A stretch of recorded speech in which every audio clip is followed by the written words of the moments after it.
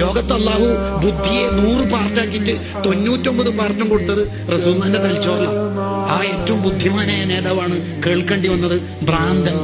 ചെറിയ പിള്ളേരെ കൊണ്ട് വിളിപ്പിച്ചിട്ടില്ലേ ത്വായിഫെന്ന്?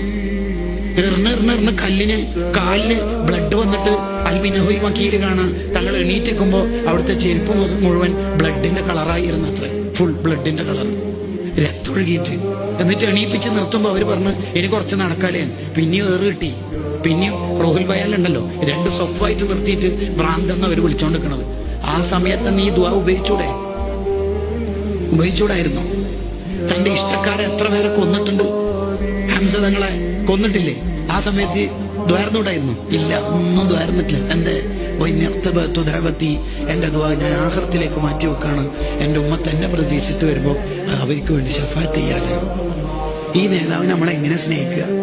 ഒരു ചീരണി ഒരു ദിവസം മൗലിദിന് കൊടുത്ത് നമ്മളെ തമാമായോ? പോരാ. അതാണ് ഇമാം ഷഅബാനി റഹിമഹുള്ള പറഞ്ഞത്, വല ഹദ്ദ വല നിഹായ.